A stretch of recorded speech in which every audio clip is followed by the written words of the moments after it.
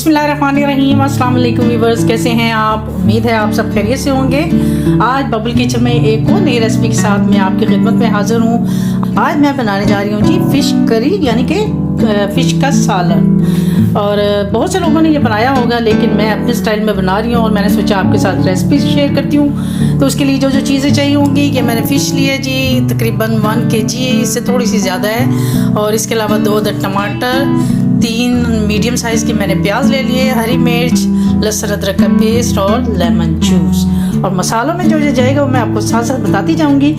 तो main ingredients इसके यही हैं। तो चलिए हम अपनी रेसिपी को करते हैं स्टार्ट।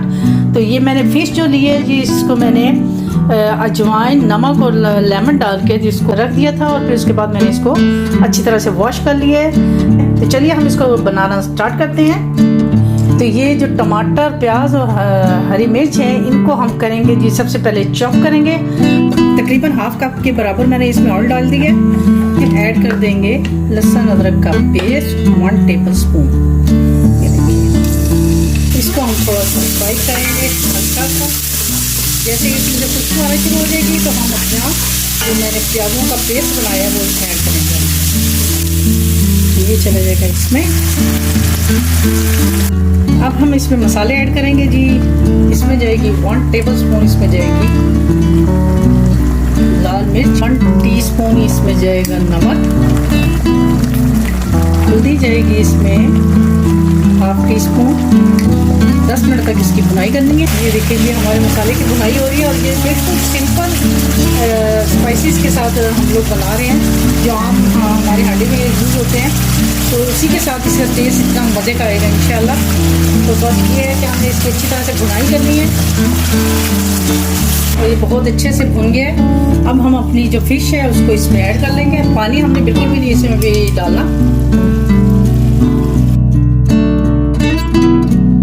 अब हम इसको करेंगे जी, ये दोनों साइडों से पकड़ के कपड़े के साथ किसी भी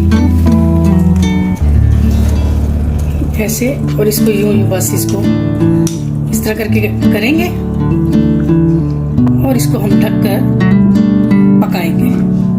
ये अपनी ही स्टीम में बहुत अच्छी सी गल जाएगी।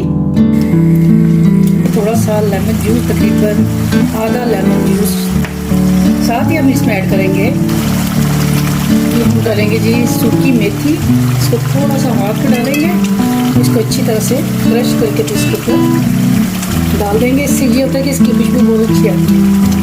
इस तरह से ऐसे करके हिला देंगे। डिश हमारी हो गई, तकरीबन रेडी हो गई जी। अब इसमें डालेंगे जी थोड़ा सा पानी, इसमें ऐड कर देंगे ताकि इसकी थोड़ी सी अच्छी सी ग्रेवी बन जाए। तो इसको रखेंगे जी थोड़ी देर के लिए दम पे रखेंगे। फिर मैं दिखाती हूँ आपको इसकी फाइनल लुक जी। तो ये देखिए हमारी फ़िश करी की फाइनल लुक है ना, देखने में मज़ेदार। ये खाने में भी इंशाल्लाह बहुत ही मज़े की होगी। तो ये थी हमारी आज की रेसिपी। कमेंट बॉक्स में ज़रूर बताइएगा कि आपको मेरी ये आज की फ़िश करी की रेसिपी कैसी लगी।